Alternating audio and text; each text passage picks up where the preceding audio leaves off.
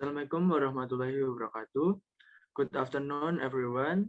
Today we would like to present our presentation about epidemiology. But before going any further, let me introduce our group members. First is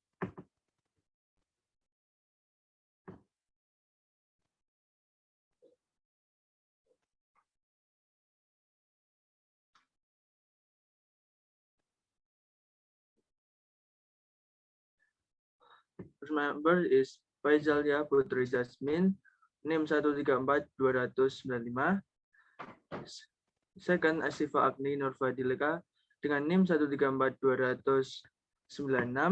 Third, Safina Mutiara Husni dengan NIM 13420106. Four, Maira Eka Wina Savitri dengan NIM 134240. Five, Lilian Safiana Ningrum dengan NIM 13420154. Six, Ivan Ananda Sulza Tama dengan NIM 134293. And the last, Nanda Agustian Romati 134265.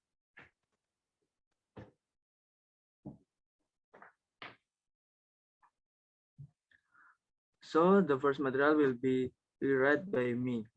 The study of the frequency and distribution of health problem in a group of people or society and the factors that influence it.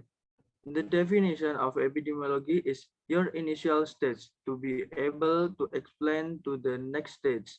For that, it needs to be understood carefully, even repeat so that you can process to the following scope.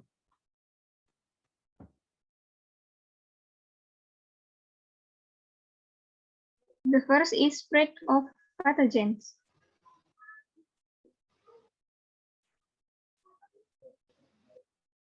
The spread of pathogen is a process of the ability of a plant pathogen to obtain new host plants. The spread of pathogen can be active or passive. Active spread is when the pathogen can move from one place to another actively by itself. For example, wood fungi form hifa that are several meters long so that they can reach other hosts.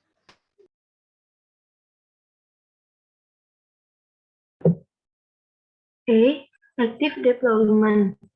Active distribution can be divided into three parts, namely, first, water gun mechanisms. This mechanism is common in fungi of the Ascomyces class. Second, cutting mechanisms. The upper end of the sporopon is suddenly cut off until the spore can be released into the air. Third, release basidiospores. Basidiospores are located symmetrically at the tip of the sterigma, and when the spores strip, a drop of liquid is expelled from the hilum and cause the spores to be released immediately. B. Passive deployment. Passive dispersal can be done by means of wind, water, animals, insects, agricultural tools, and also humans. What is usually transported by the medium is the spores of pathogenic fungi. The dispersal of spores by any means is always preceded by a takeoff, then flying during the journey, and finally landing somewhere. 2 is pathogenesis.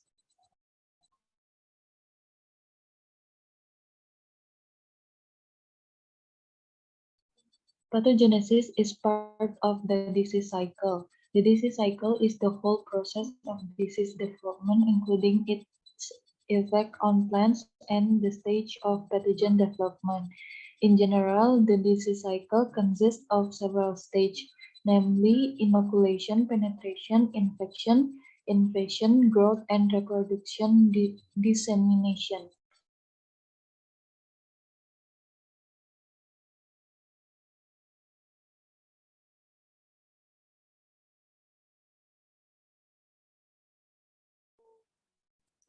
The disease cycle is a process in pathogenesis.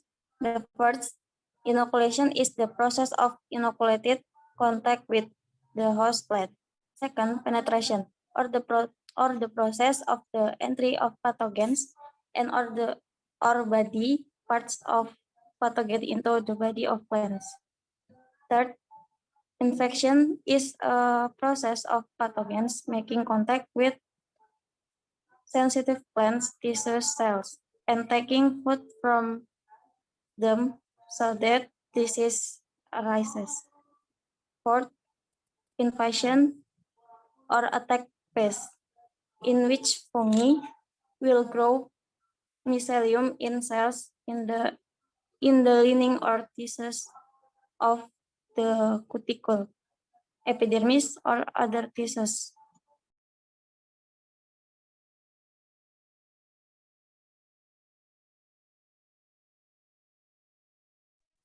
Three, the epidemic and the forecast.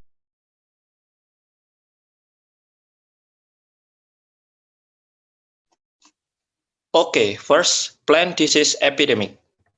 If a disease causing agent has attacked a crop and it's is able to spread and attack many plants in the population of large area in a short time, this condition is known as an epidemic. In this process, it is known as epidemics will only occur if there is an interaction between a virulent pathogen and susceptible host and is supported by an environment that is more favorable to the pathogen than the plant. The elements involved in the occurrence of disease epidemic are pathogens, causes of disease, host, plant, and abiotic environmental factors.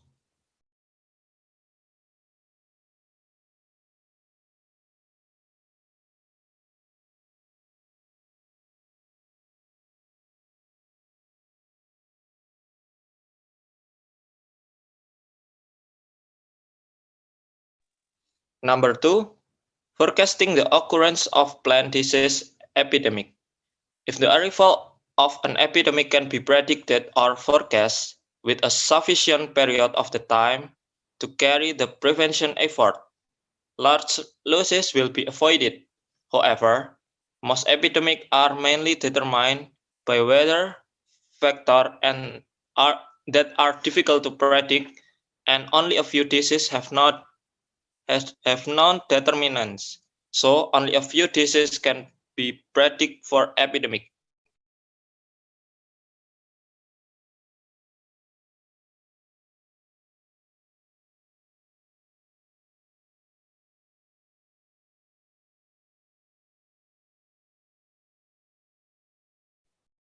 Then, in order to formulate a useful forecasting method, the following conditions are needed, namely, crops are important crops. For example, food crops, plantation crops, which have high value.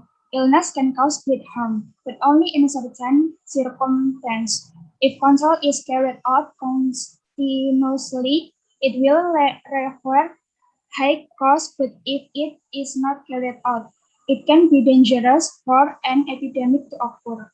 There needs to be sufficient information, both observational and research results, regarding the influence of various environmental factors on disease development. The growers or farmers are well prepared and understand the forecast of disease epidemics.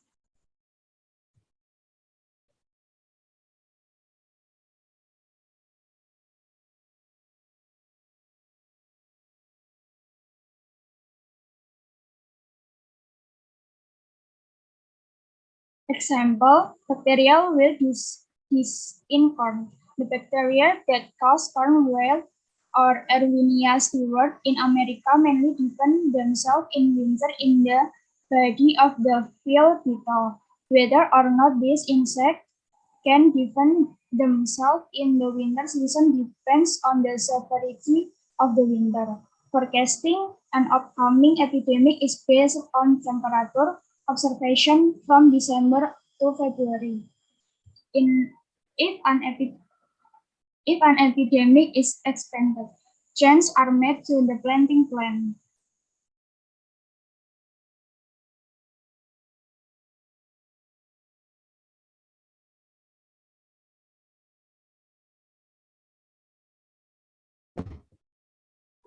Thank you for the listening, my elders. We have shared be beneficial for all of us.